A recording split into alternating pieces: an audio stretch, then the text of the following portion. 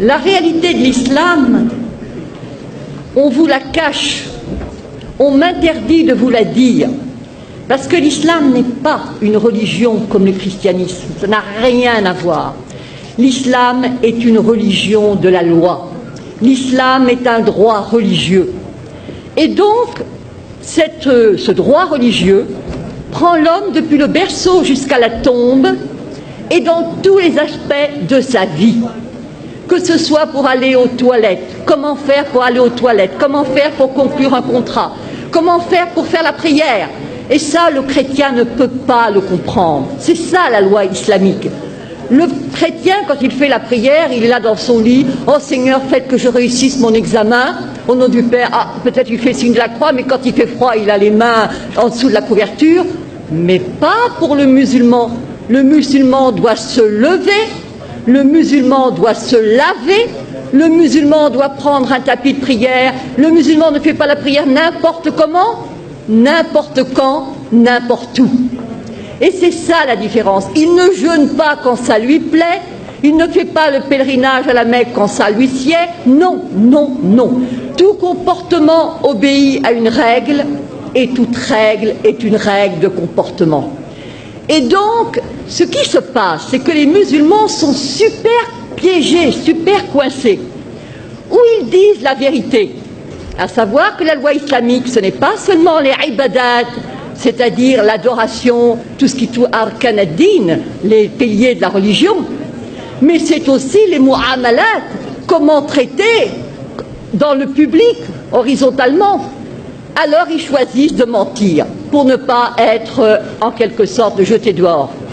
Ils choisissent de mentir qu'il y a un droit pénal, c'est-à-dire que, en fin de compte, la femme adultère est punie de 100 coups de fouet dans le Coran et que nulle indulgence ne vous prenne en leur faveur. Dit bien le Coran, le Coran.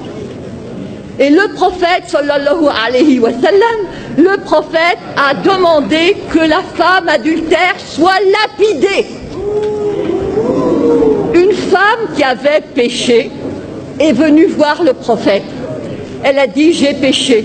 Moi je me suis dit « oh là là, l'histoire va devenir fantastique ». Non, pas du tout. Elle attendait un enfant. Il a dit « retourne, accouche tranquillement ». Ensuite, elle est revenue et on l'a lapidée. Et pas n'importe comment.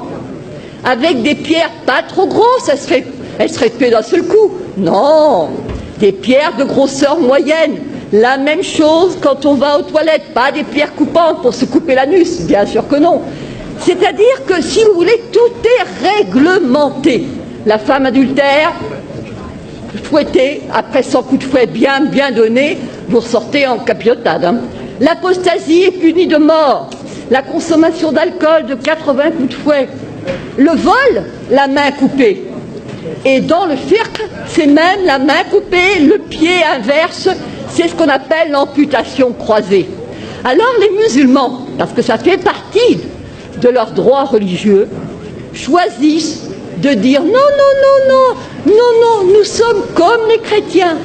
C'est pareil, les fils d'Abraham, patati, patata. Alors on les acclame. Je leur dis liberté. Oui, oui, oui, oui, liberté. Je leur pose la question. Est-ce que le musulman est-ce que la musulmane peut épouser un non-musulman? Est-ce que le musulman peut se convertir à une autre religion? Est-ce que le musulman peut être athée? Est-ce que le musulman peut être homosexuel? Est-ce que le musulman peut même être célibataire? Car le célibataire est de la pire espèce. Et oui. Est-ce que pas de monachisme en islam? Alors je vous dis pas les curés, les moines, enfin les curés on ne sait pas, mais les moines en tout cas, ils passeraient un mauvais quart d'heure. Et la religion catholique, c'est l'horreur, l'abomination. Ils disent trois. C'est considéré comme un trithéisme. Donc, ils seraient zigouillés. Et quant à la messe, alors là, la messe, le pain est transformé en corps du Christ, mais c'est de l'anthropophagie pour eux. Et boire du vin. C'est-à-dire que tout est quelque chose horreur, horreur, horreur. Ce sont des moushrikoun, des associateurs, et c'est najas. Najas, c'est-à-dire impureté, saleté, cochonnerie. Alors, liberté, laissez-moi rire, il n'y en a pas. Mais alors, puisque de toute façon le musulman obéit à des règles, il est encerclé, emprisonné, on ne peut pas faire n'importe quoi, on entre dans les toilettes du pied gauche, on mange de la main droite, on ne mange pas n'importe quoi, on ne mange pas n'importe comment. C'est le rôle des fatwas qui vous dit, s'il vous plaît, comment on fait? Et alors évidemment, on vous répond. Alors évidemment, avec l'Internet, ça devient n'importe qui, n'importe quel con peut répondre, mais non, etc. Ça, c'est un changement. L'égalité. Mais bien sûr que nous avons l'égalité. L'égalité entre qui? Entre les musulmans. Al-Muslim, Akhul Muslim. Le musulman est le frère du musulman. Pas le frère du non-musulman. Absolument pas. Absolument pas. Ne prenez pas les juifs et les chrétiens comme alliés.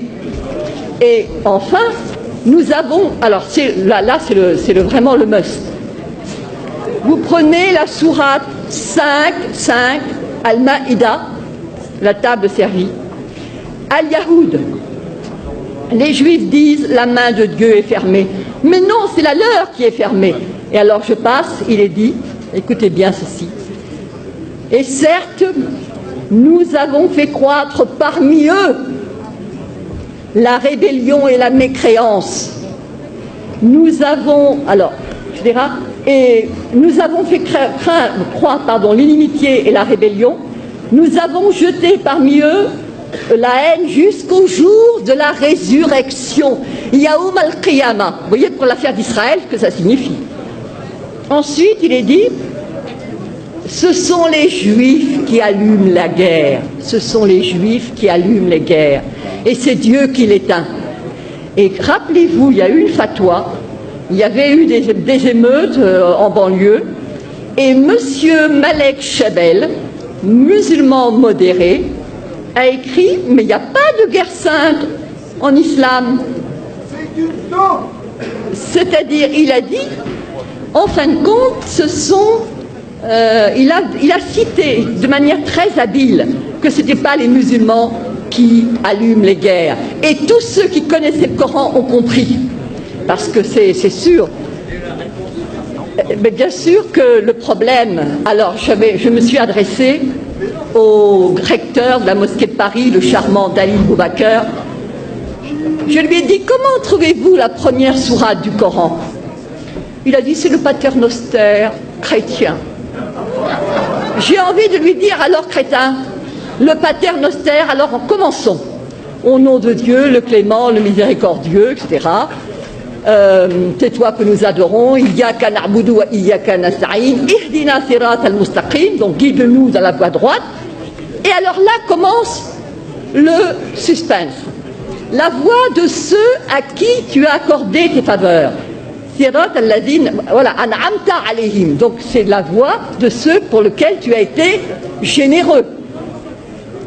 Sirat, alors, Ghayr mardoubi alayhim, la voie de ceux contre qui tu n'es pas en colère. Walad dallin, et ceux qui ne sont pas égarés.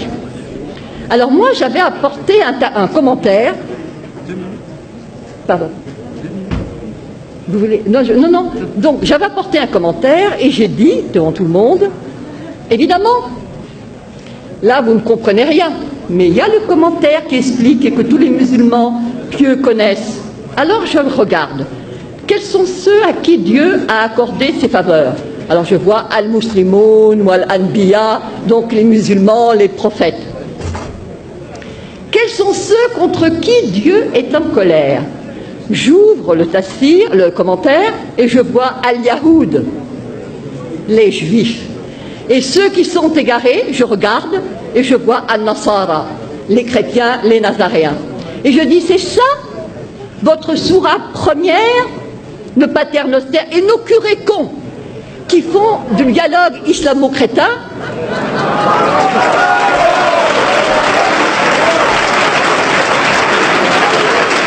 Eh bien, eux, ils croient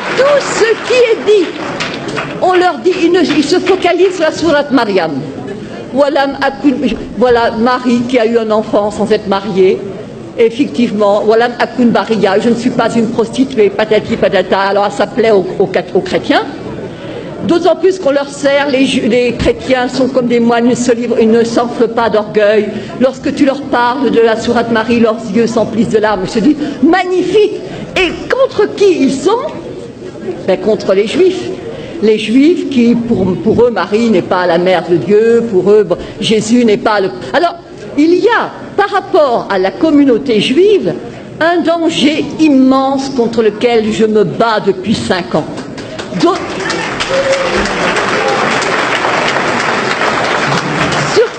Surtout à cause du problème d'Israël. Les gens qui combattent contre les Israéliens ne sont pas des gens du XXIe siècle. Ce sont des gens qui se rappellent qu'il a été dit qu'au jour du jugement dernier, les Juifs se cacheront derrière une pierre, derrière un arbre, que la pierre elle-même et l'arbre diront, il y a un Juif derrière, tue-le. Alors comment laisser ces non-assistance à peuple en danger? Oui, bien sûr.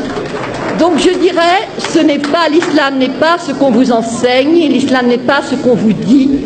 L'islam est dangereux parce qu'il n'y a pas d'égalité, pas de liberté, pas de fraternité, pas de possibilité de s'en sortir.